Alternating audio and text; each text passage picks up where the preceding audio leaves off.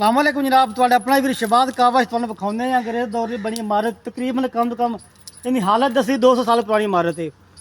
तो किसी दोस्त दसे ने बाहर जनाब जाओ तुसीं विजिट करो, विजिट करन आए जनाब बिल्कुल तुसीं वेख सकदे जे ना जिहड़ियां इट्टां है ना अज दी इट्ट तो तकरीबन कम 3 गुणा ज़्यादा वड्डी इट्ट हैगी है। तो उस दौर च मतलब इमारतां बहुत मजबूत होंदियां सीगियां। तुसीं वेख सकदे जे लंडर पाए तो लंडर इट्टां दे पाए गाडर पा के इट्टां लंडर पाए गए जनाब दे। इस वजह भी कह सकने उधर कैमरा मैन जनाब कैमरा मारे मस्जिद हैगी इत्थे तो मस्जिद विखाउने आ। मस्जिद की हालत भी खस्ता है भी तकरीबन उस दौर की मस्जिद है। तो शक नहीं पैदा इतने किसी मुसलमान की हुकूमत होनी है, इतों रैशी मुसलमान होना है जी मस्जिद है। अगर कोई होर होंदा तो इस मस्जिद नहीं होनी सी। यानी इतने इस इलाके च लगता गुरुद्वारा ही बनया है।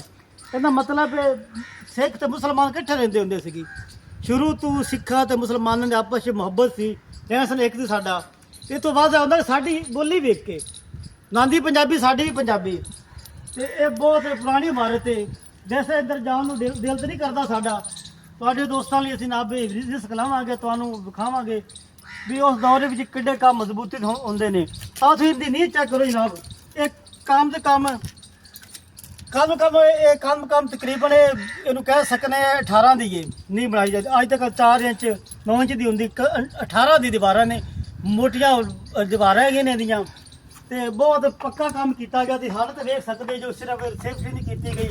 कोई कित्तां विच गारे ते लगियां ने, हो सकता उस दौर च गारा आउंदा होवे, सीमेंट ना लभदा होवे, पर रेटा गारे न लगियां, चुनाई अच्छी हुई है। कोई सरिया नहीं पाया, दरजा बनियां ने इट्टां अंदर जनाब ला के ना मकान बनाए ने जनाब। अगे वेख सकते जनाब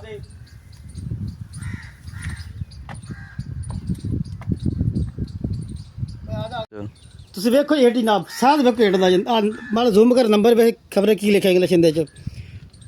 ते बहुत वड्डियां वड्डियां साढ़ी इट तकरीबन 3-4 गुणे इट वजन ही है तो वड्डी इट है। हालत वेख सकते जे। तो इतों दसा जाता है कम से कम भी 200 साल पुरानी इमारत है। इस टाइम कभी सोच कदे इतने लोग रहिंदे होने ने, इतने घर बसते होने ने, आबाद होने ने, इतने रौनक होनियां ने। लेकिन अज उजाड़ वेख के तकलीफ ही होंदी है। कदी तो घर बसते उत्थे, कदी तो कोई रहिंदा होना इत्थे। तो महसूस होंदा इत्थे मुसलमान ते सिख कट्ठे रहिंदे सी। कोई इत्थे गुरुद्वारा भी इत्थे, मस्जिद भी इत्थे। तो इमारतों की हालत वेख सकते बहुत पुरानी हालत इन्हां दी खस्ता हालत हुई पई है। लेकिन जो इमारत बनी बड़ी मजबूत बनी सी ये, चाहे वो गारे दी लेकिन दीवारा चेक करो तकरीबन कर लो भी ये मैं तो 18 ने 20 इंच कवांगे इनू। इन्नियां मोटियां दीवारां ने, सारियां दीवारां बड़ियां मोटियां दीवारां बनियां ने। तो ये बस यादां रह गईयां ने। इंशाल्लाह नैक्सट वीडियो में इनके बारे सारी मलोमार लैके फिर पहले कौन रहिंदा सी ते किद्दां रैशी सी, मुसलमान सी कि जो भी मजहब सी ना दे बारे सारे तो मैं दोस्त पुछ करके दोस्तों ने शेयर करांगा तो इन्हें बारे दसांगे जनाब। वसते रहो तुहाडा वीर शहबाज।